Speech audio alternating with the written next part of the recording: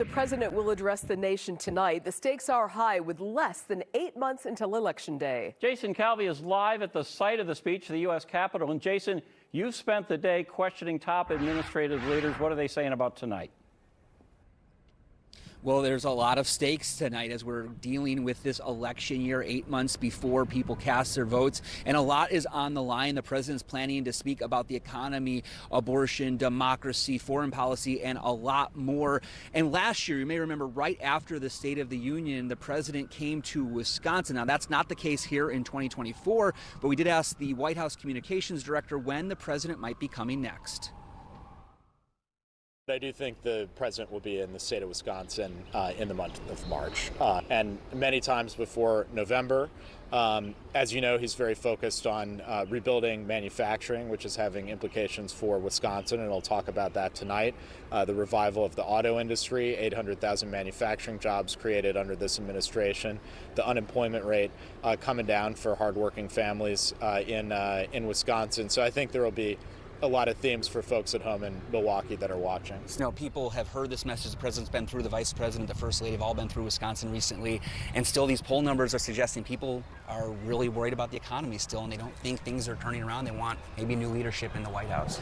Well, I would dispute that. The polls are tied in the state of Wisconsin. Bloomberg had him at 4 percentage points, Trump up, and then Emerson had Trump up 3 percentage points. Some have had the president up, some have had the president down. I think the race is about tied. As we all know, Wisconsin's a classic battleground state, and it stays tied until just about the very end. I think voters in Wisconsin will have the choice between a president that has created a record number of jobs, brought manufacturing back to the United States, had record small businesses open in the state of Wisconsin, stood with auto workers as the first president in active strike site in history, versus a president who just offered tax breaks for corporations and billionaires.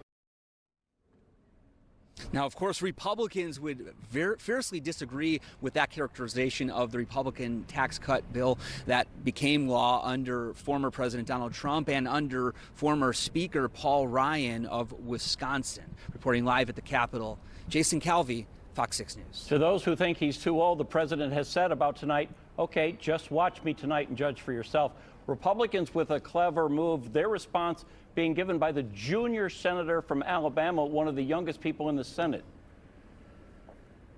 Yeah, I mean, that's really, you're going to see split splitting here of ages, and we've talked with administration leaders today and yesterday as well, talking about that issue of the age. And I think, you know, in many ways, last year we saw some heckling of President Biden, and so potentially, if there's some of that heckling today, he may be on his toes. He might show, I mean, it seems almost like they're inviting some of that, it seems like, to show that the president is on his toes. Now, when you look at the Marquette poll, remember back last month, the Marquette poll found that about 55% of the state of Wisconsin, those polled there, thought that President Biden was too old to be president. About 25% said the same of Donald Trump. So this age issue really is an issue when we're talking to voters in Wisconsin. So tonight, high stakes as President Biden goes to that nation, speaking to tens of millions of people, showing potentially his vigor and potentially calming some of these worries that people have about his age. We'll see what happens tonight. Followed by 42-year-old Senator Katie Britt of Alabama.